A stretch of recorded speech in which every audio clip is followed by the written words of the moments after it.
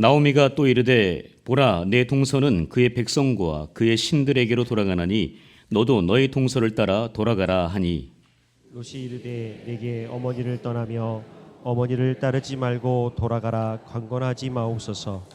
어머니께서 가시는 곳에 나도 가고 어머니께서 머무시는 곳에서 나도 머물겠나이다. 어머니의 백성이 나의 백성이 되고 어머니의 하나님이 나의 하나님이 되시리니 어머니께서 죽으시는 곳에서 나도 죽어 거기 묻힐 것이라. 만일 내가 죽는 일 외에 어머니를 떠나면 여호와께서 내게 벌을 내리시고 더 내리시기를 원하나이다 하는지라.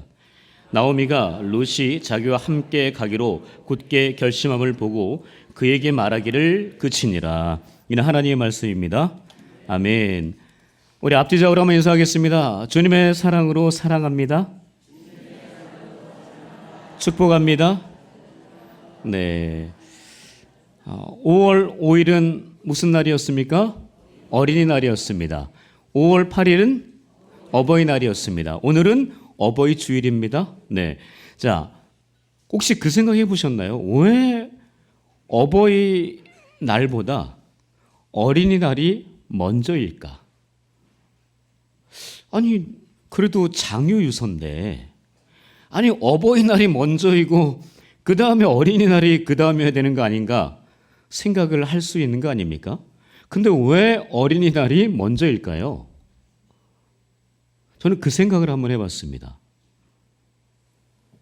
아마도 하나님께서 왜 그날을 먼저 하게 하셨느냐? 그것은 먼저 된 부모님들이 자녀들에게 먼저 본을 보이라고, 아이들을 섬기는 어린 자, 그러니까 어른이 어린 자를 먼저 섬기는 그 본을 보이라고 그렇게 하나님께서 만들어 놓으신 것이 아닌가 생각이 들었습니다.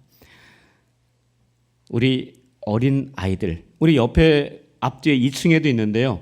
우리 어린 자녀들 손 한번 들어보세요. 우리 초딩, 유치부, 네, 예, 그다음에 청년들, 그다음에 우리 청소년들 손 한번 들어보세요. 네, 손 한번 들어보세요. 네, 우리 이 친구들을 위해서 박수 한번 해주십시오. 네, 감사합니다. 네, 네. 우리 운양교회를 나중에 이제 다음 세대를 위해서 헌신할 너무나 좋은 친구들입니다. 자, 우리 귀한 우리 친구들이 이제 우리 어른들에게 박수를 받았으니까 우리 어른들을 한번 섬기는 그런 시간을 갖겠습니다. 다 일어나세요. 우리 어린 친구들 다 일어나세요. 네. 자, 일어나세요. 우리 어른들에게 인사를 한번 공손하게 한번 해보도록 하겠습니다. 자, 인사 시작. 감사합니다. 네, 우리 어른들 박수해 주십시오. 네, 됐습니다. 네, 네, 네, 앉으세요. 네, 좋습니다. 아, 참 이런 모습이 너무 아름다운 것 같습니다. 자. 어버이날이 어떻게 생겨나게 됐는가? 자, 그 근원이 있습니다. 예, 그 근원은 바로 어버이 은혜에 감사하고 어른과 노인을 공경하는 경로 혈친의 미덕을 기리기 위해서 지정을 한 날이 바로 5월 8일 어린이날이 아닌 어버이날입니다. 1956년에 시작이 됐거든요. 근데 그때 시작할 때는 어머니 날이었습니다. 어머니 날. 예, 어머니가 더 아버지도 물론 수고하지만 어머니가 더 수고를 많이 한다 해서 어머니 날로 먼저 지정을 했대요. 그런데 아버지들이 화가 나는 거예요. 왜 같은 부모인데 왜 어머니 날만 있냐? 아버지 날도 같이 해야 되는 거 아니냐? 이래서 73년 5월 8일 날 어버이날로 지정을 합니다. 근데 이게 유래가 어떻게 되느냐? 바로 1905년에 미국 웨스트버지니아의 한 교회에서 어머니를 기억하는 모임이 시작이 돼서 이것이 34년에 프랭클린 루스벨트 대통령이 어머니 날로 지정을 하면서 이것이 지금까지 우리나라에서 받아들이고 전 세계적으로도 이렇게 많이 퍼져서 지금 진행을 하고 있습니다. 자, 이 날을 기념하기 위해서 그 어버이 은혜라고 하는 찬양은 아니지만 노래 아시죠? 네, 그 노래 가사가 이렇게 돼 있죠. 한번 불러볼까요? 나 실제 괴로움 다 잊으시고 길을 제의 밤낮으로 애쓰는 마음 진 자리 마른 자리 가라니시며 손발이 다 닳도록 고생하시네 하늘 아래 그 무엇이 넓다리요 어버이의 희생은 가히 없어라. 네, 이 노래는 양주동 우리 어르신이 작사를 하시고 이흥렬 어르신이 작곡하신 너무 오래된 노래입니다. 그러나 이 노래를 이 어버이날 또 어느 순간에 부르면 정말 어머니 아버지가 얼마나 위대한 분이신지 다시 한번 깨달을 수 있고 나도 어버이로서 어머니로서 아버지로서 얼마나 잘해야 될 것인가 그런 생각이 들기도 합니다. 우리 어린 친구들은 아마 이 노래가 익숙할지 어떨지 모르겠어요. 모르는 친구도 아마 있지 않을까 생각이 드는데요. 바로 부모님이 계시기 때문에 내가 있는 것이라는 사실을 깨닫고 우리 어르신들, 우리 부모님께 아까 우리 장로님께서 기도하셨지만 우리 운양교회가 72년이라고 하는 역사가 있는 것은 바로 그 어른들이 있었기 때문입니다. 우리 그 어른들께 박수 한번 드리겠습니다. 네, 효도와 관련된 사자성어가 여러 개가 있죠.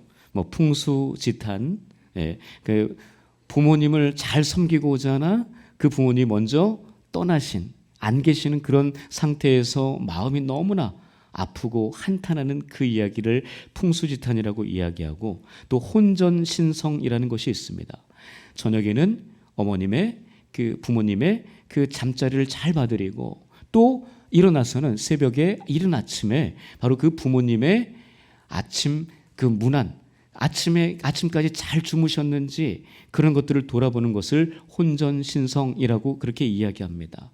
또한 우리가 잘 아는 것 중에 하나가 반포지효라는 것이 있습니다. 반포지효는 돌이켜 먹이는 효도라고 이야기합니다. 돌이킬 반자, 먹일 포자, 갈지자, 효도 효자를 씁니다. 그래서 돌이켜 본인이 어렸을 적에는 본인이 부모님으로부터 먹임을 당했지만 이제는 그 늙으신 부모님을 내가 먹이는 바로 그 모습을 이야기하는 겁니다. 바로 어버이 은혜에 대한 지극한 요성을 말하는 것입니다. 이것은요 중국 진나라의 이밀이 쓴 진정표에 나오는 말입니다. 바로 이밀이라고 하는 자가 이 사람이 너무나 괜찮은 사람이었어요. 그래서 그때 당시 무제라고 하는 왕이 이 이밀에게 큰 관직을 내립니다. 그리고 이 나라를 좀 잘 세워가자. 그런데 그것을 거부합니다. 그 무제라고 하는 이 왕이 화가 났습니다. 그래서 이것은 다른 두 명의 왕을 섬기는 것과 넌 똑같다. 그러면서 굉장히 분노하게 됩니다. 그러나 그때에 이 이밀이라는 사람이 이런 말을 합니다. 자, 보여주세요. 한번 읽어볼까요? 자, 시작. 미물인 까마귀도 부모의 은혜를 갚으려 하니 자신도 늙으신 할머니를 봉양할 수 있도록 넓은 마음을 헤아려 주십시오. 바로 저 말을 하면서 이제 이 반포지효라는 단어가 나온 거거든요. 그만큼 우리가 이 어르신들, 늙으신 어머님, 아버님, 조모, 조부, 우리 할아버지, 할머니에게 정말 우린 잘해야 됩니다.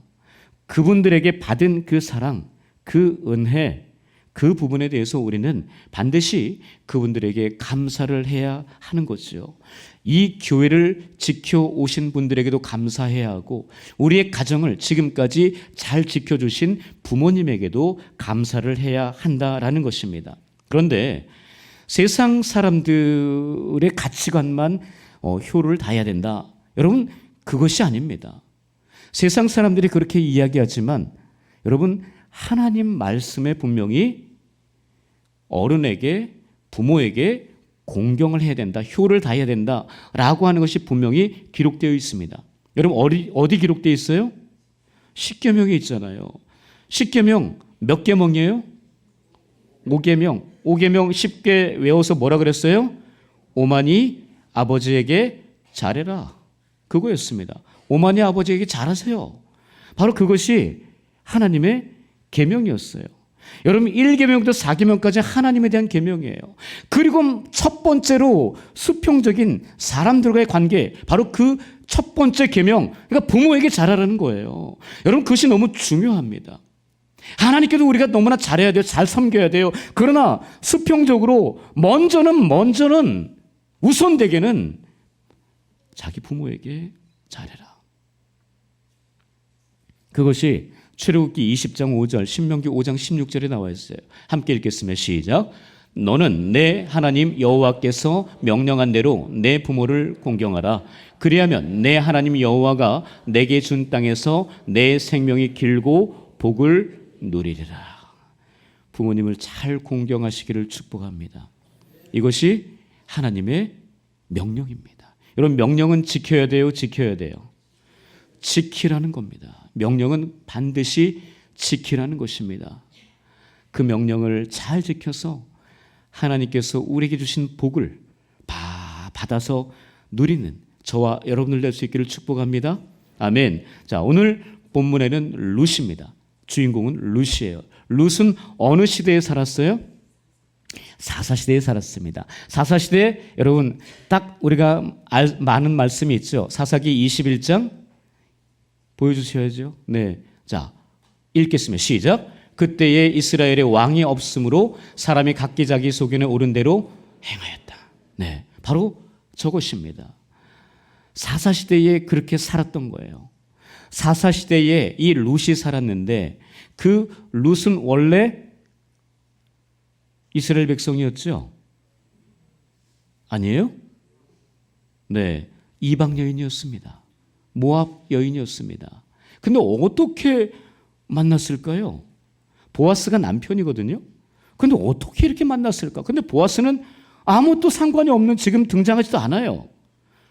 어떻게 보면 참 희한한 일입니다. 그런데 그 룻이 보아스의 아내가 되어서 나중에 예수의 조상이 됩니다. 참 대단한 일이 벌어진 거예요. 네. 자, 이 룻이 어떻게 이 지금 이 유대 나라의 이스라엘의 하나님의 백성이 됐는지 그 이야기를 하고자 합니다.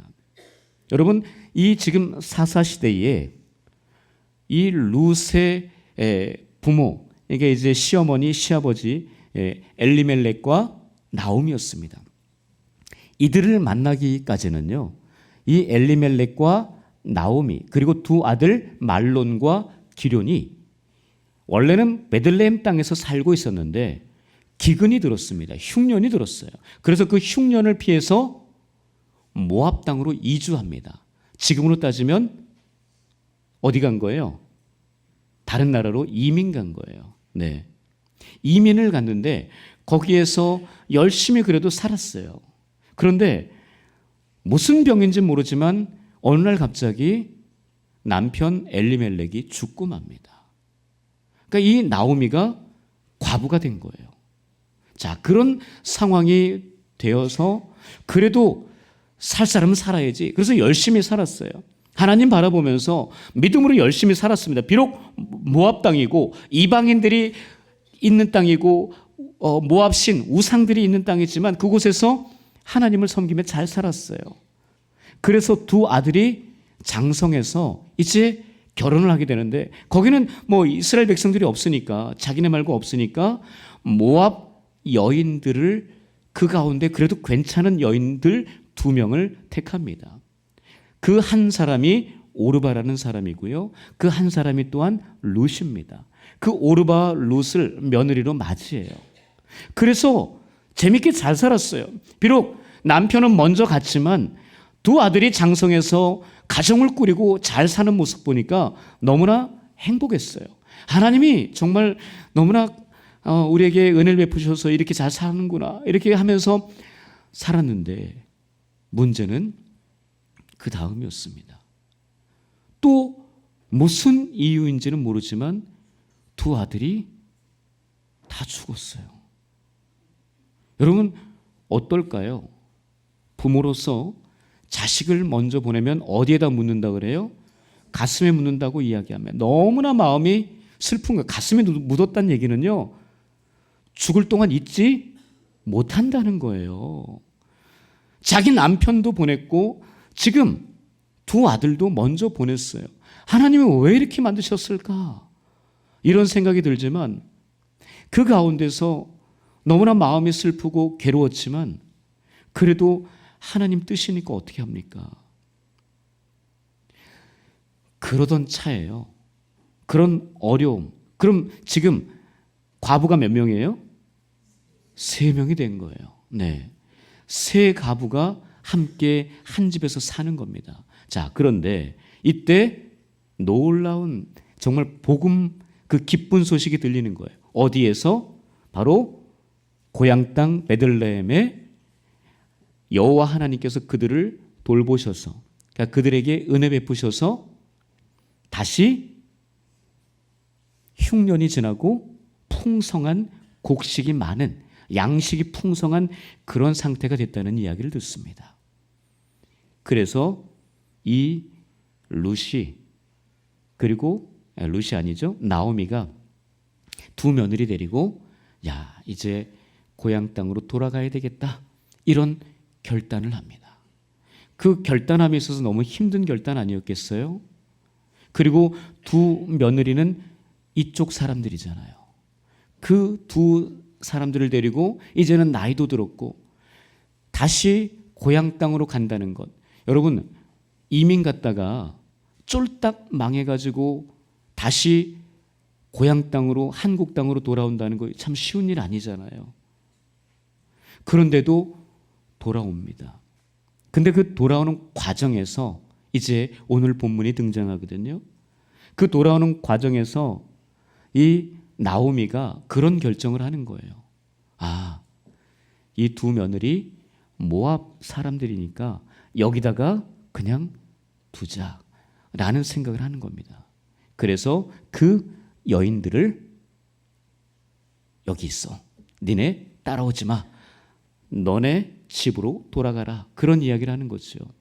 그 이야기를 하는데 그때 이 두 며느리들이 10절에서 이야기합니다. 여기 우리 앞부분인데요. 아니에요. 우리 둘은 절대 어머니 떠나지 않을 것입니다. 어머니 함께 가겠습니다. 라고 이야기해요. 그러자 다시 한번 이 나오미가 이야기해요. 안 된다. 니네 돌아가. 너희들 그쪽에 가면 너희들 너무 힘들어서 못 살아. 그래서 그들을 계속 만류해서 그때 오르바라는 첫째 며느리가 어머니께 입 맞추고 떠납니다.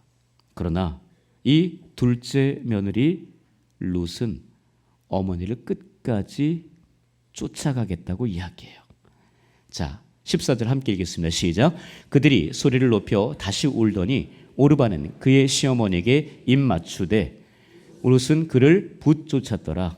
여러분 붙쫓았더라라는 그 말은 뭐냐? 거머리처럼 찰싹 달라붙었다라고 하는 원어의 의미를 가지고 있습니다. 그러니까 절대 어머니와 떨어지지 않겠다라는 그 마음이었어요. 여러분 이 룻의 이 모습 여러분 왜 그랬을까 한번 생각해 보셔야 됩니다.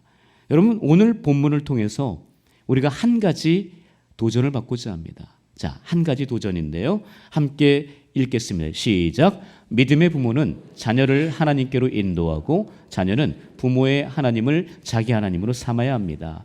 좀 긴데요. 다 읽지 않고 파란 글씨만 읽어볼게요. 자, 시작. 어머니의 백성이 나의 백성이 되고 어머니의 하나님이 나의 하나님이 되시리니. 여러분 다 읽진 않았지만요, 룻이 어머니에게 뭐라고 이야기하느냐?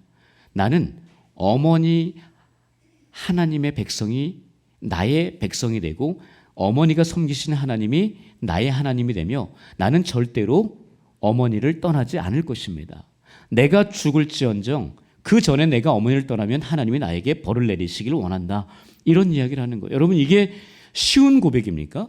쉬운 결단 아니거든요. 여러분 왜 며느리 룻이, 여러분 시어머니와 며느리는 참 어려운 관계입니다. 시자가 들어가면 참 힘들어요. 여러분 그럼에도 불구하고 이 시어머니에게 이런 고백을 하겠다. 그 며느리 한 며느리는 떠났어요. 동서는 떠났거든요. 자기 모압 지역으로 자기 집으로 갔어요. 근데 왜 이 룻은 왜 그랬을까? 갈 곳이 없어서 그랬을까요? 절대 아닙니다. 이 룻은 어머니의 모습을 제대로 봤어요. 어떤 모습이었느냐? 어머니가 비록 이 모압 땅에 와서 10년 동안 살면서 남편도 잃고 두 아들도 잃고 너무나 힘든 그런 상황 가운데 있었지만 그 모습 속에서 하나님을 경외하고 하나님을 제대로 만나고 하나님께 계속 소통하는 그 모습을 본 거예요. 진짜 하나님이 누군가, 진짜 신이 누군가를 본 겁니다. 본인이 섬겼던 그 이전의 모압 신은요, 그런 신이 아니었어요. 자기 부모님이 보여준 신, 섬기는 모습이 그런 신 모습이 아니었거든요. 지금 룻은 어머니가 짧게 있었지만 어머니가 섬기는 하나님을 제대로 알고 싶었고 그 하나님을 제대로 만나고 싶었고 그 하나님을 따라서 본인이 살아가고 싶었던 겁니다.